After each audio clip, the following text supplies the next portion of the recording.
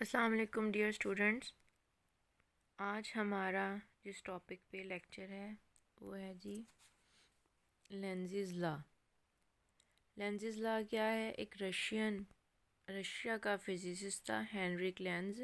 उसने 1834 में ये लॉ दिया था। ये लॉ क्या कहता है जी? हम इंड्यूस्ड ईएमएफ, इंड्यूस्ड करंट की डेफिनेशंस पहले कर चुके हैं। तो लेंज़ेज़ लॉ क्या है जी कि जिस काज की वजह से या जिस भी तब्दीली की वजह से इंड्यूस्ड करंट पैदा होता है, इंड्यूस्ड करंट हमेशा उस चेंज को या उस काज को उसकी अपोजिट डायरेक्शन में जाता है या उसको अपोज करता है।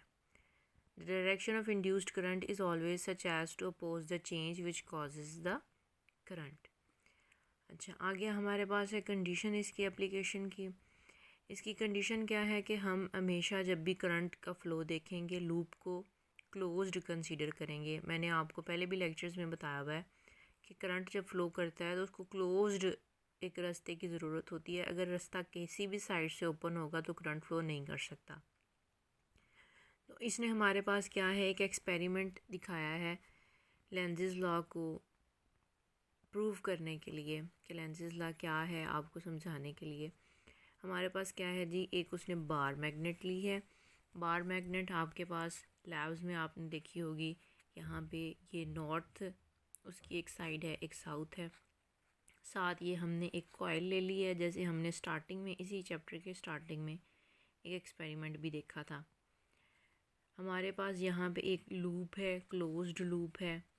इसके साथ जो है वो एक गैल्वेनोमीटर अटैच है ताकि आपका इंड्यूस्ड करंट जब प्रोड्यूस हो तो आपको फ़ौरन से पहले उसका पता चल जाएगा। गैल्वेनोमीटर आपको इंडिकेट कर देगा कि करंट यहाँ से फ़्लो कर रहा है। इसकी इसकी डायग्राम बनाने का तरीका भी मैं आपको पेज पे बता देती हूँ।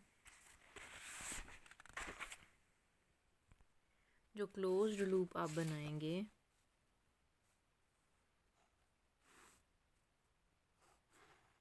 ये बार मैग्नेट है, ये नॉर्थ डायरेक्शन है, ये साउथ है।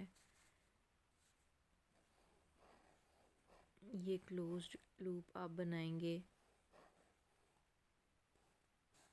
और यूँ इसके साथ गैल्वेनोमीटर अटैच कर देंगे। मुझे ज़रा बनाने में प्रॉब्लम हो रही है क्योंकि मैंने एक हाथ से मोबाइल पकड़ा हुआ है, एक हाथ से जो है वो मैं लिख रही हूँ। तो आपको सिर्फ समझाने के लिए डायग्राम बना रही हूँ, आप लोग इसको इसी हिसाब से बना लीजिएगा। ये नॉर्थ है आपके पास, यहाँ पे साउथ आ रहा है। इसी तरह से ये है आपके पास, डायरेक्शन शो हो रही है, ये यूँ डायरेक्शन शो हो रही है। ठीक है जी, कंप्लीट आप डायग्राम इसको कर लीजिएगा। हम अपने आर्टिकल पे वापस आते हैं। आपने एक बार मैग्नेट लेनी है। बार मैग्नेट को आपने कॉइल की तरफ मूव करवाना है। ये नॉर्थ पोल है, ये साउथ पोल है, ये वेलोसिटी इसकी शो हो रही है, इंडिकेट कर रहा है। इसको आपने कॉइल की तरफ मूव करवाना है। जैसे ही आप कॉइल की तरफ मूव करवाएंगे इसकी मैग्नेटिक फील्ड चेंज होगी। मैग्नेटिक फील्ड चेंज होगी तो फ़ौरन से पहले आपका गैल्वेनोमीटर इंडिकेट करेगा कि यहाँ से इंड्यूस्ड करंट फ्लो कर रहा है। उस पर राइट हैंड रूल लगाएंगे, जो कि हमने लास्ट चैप्टर में उसके स्टार्ट में आर्टिकल में किया भी था। राइट हैंड रूल लगाएंगे तो आपके पास करंट की डायरेक्शन एंटी क्लॉकवाइज आ जाएगी। अच्छा जी, हमारे पास हमने जो लेंज़ेज़ लॉ देखा कि जिस वजह से इंड्यूस्ड करंट प्रोड्यूस हो रहा है उस कॉज को अपोज करेगा।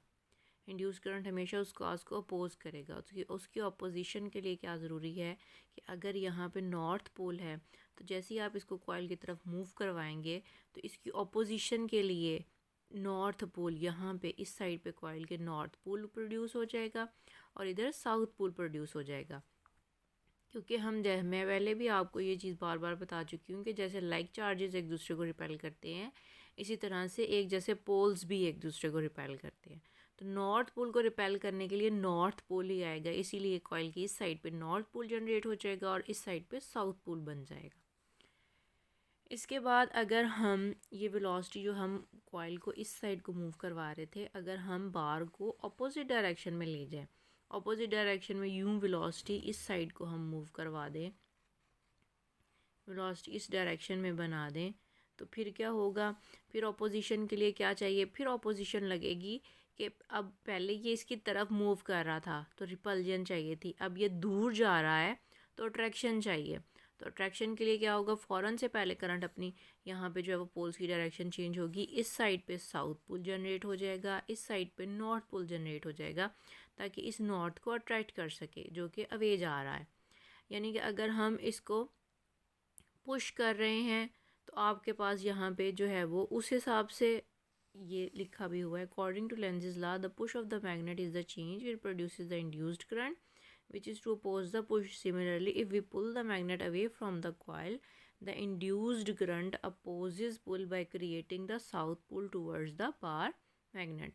आप पुश कर रहे हैं तो नॉर्थ पोल प्रोड्यूस हो रहा है रिपल्जन के लिए, अपोजिशन के लिए आप उसको पुल कर रहे हैं अवे तो यहाँ पे साउथ पोल हो रहा है जनरेट, ताकि उसको अट्रैक्शन के ज़रिए अपोज कर सके। उसके बाद है हमारे पास Lenz's law and law of conservation of energy. Lenz's law बिल्कुल फॉलो करता है law of conservation of energy को, उसका हमने एक छोटा सा प्रूफ देना है। उसके लिए ये डायग्राम बनी हुई है, डायग्राम आप लोगों को ये मैं बनाना सिखा चुकी हूँ पहले आर्टिकल्स में, आपने उसी हिसाब से बना लेनी है।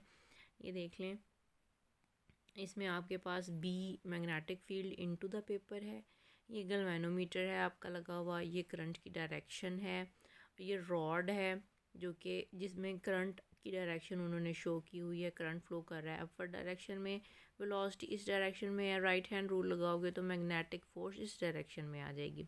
मैग्नेटिक फोर्स होती है आपके पास I L cross B, angle L और बी के दरमियान 90 डिग्री बन रहा है तो I L B sine 90 degree equal हो जाएगा आई एल बी के। ठीक है जी, तो आपके पास फोर्स की डायरेक्शन राइट हैंड रूल के मुताबिक फोर्स की डायरेक्शन ये बन रही है वेलोसिटी से ऑपोजिट, ये ठीक है जी। करंट अपवर्ड डायरेक्शन में है, वेलोसिटी इस डायरेक्शन में है, बी इनटू द पेपर है। अच्छा, अगर हम जो है वो क्या करेंगे जी, सोर्स ऑफ इंड्यूस्ड करंट आगे है जी। An external dragging force equal to Fm in magnitude but opposite in direction must be applied to keep the rod moving with constant velocity। अगर हम इस रॉड को कांस्टेंट वेलोसिटी से move करवाना चाह रहे हैं तो इसके ऑपोजिट डायरेक्शन में equal in magnitude but opposite in direction हमें एक ड्रैगिंग फोर्स चाहिए जिसको ड्रैग कर सके, ताकि ये जो रॉड है ये कंटिन्यूस एक कांस्टेंट वेलोसिटी के साथ मूव कर सके। This energy is the source of induced current, so electromagnetic induction is exactly according to the law of conservation of energy।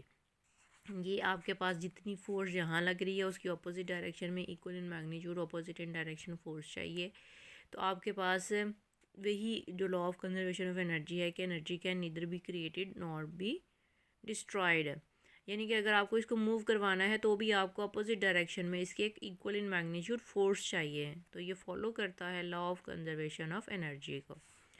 आगे हमारे पास है कि अगर हमारे पास पहले जो है वो करंट की डायरेक्शन एंटी क्लॉकवाइज आ रही है, यहाँ पे जो हमने देखा था करंट की डायरेक्शन एंटी क्लॉकवाइज जा रही है, अगर करंट की डायरेक्शन जो है वो आपके पास क्लॉकवाइज हो जाए, अगर करंट की डायरेक्शन क्लॉकवाइज हो जाएगी तो आपके पास मैग्नेटिक फोर्स की डायरेक्शन इस साइड पे आ जाएगी ऑपोजिट डायरेक्शन में, डायरेक्शन भी इसी में है, वेलोसिटी भी इसी में है, तो फोर्स भी इसी डायरेक्शन में लग रही है तो उसकी वजह से वेलोसिटी इंक्रीज़ कर जाएगी। वेलोसिटी जब इंक्रीज़ करती जाएगी हाई काइनेटिक एनर्जी गेन होगा इस रॉड का, और हाई काइनेटिक एनर्जी की वजह से ये रॉड ख़ुद ब खुद मूव करने लग जाएगी, यानी कि ये एक सेल्फ परपुलेटिंग सिस्टम बन जाएगा। यहाँ पे इसने लिखा भी होगा आपके पास, ये सेल्फ परप्यूटेटिंग सिस्टम बन जाएगा, यानी ये ख़ुद ब खुद मूव करता रहेगा, जो कि पॉसिबल नहीं है, जो कि law of conservation of energy को वायलेट करता है। तो इसका मतलब ये है कि आपके पास फोर्स एक ऑपोजिट डायरेक्शन में जा रही है, वेलोसिटी इस डायरेक्शन में आ रही है, कि जो भी चेंज प्रोड्यूस कर रहा है करंट को, करंट उसको अपोज ही करेगा। तो आपके पास कंक्लूजन क्या है कि Lenz's law of conservation of energy को फॉलो करता है। ये हमारा लेक्चर था सेकेंड ईयर आज का, काइंडली आप लोग ये अपना लेक्चर तैयार कर लीजिएगा। मैं कोशिश करूँगी कि डेली नहीं तो अल्टरनेट डेज़ पे एक दिन छोड़ के एक दिन आपका लेक्चर अपडेट ज़रूर हो जाए। Thank you students.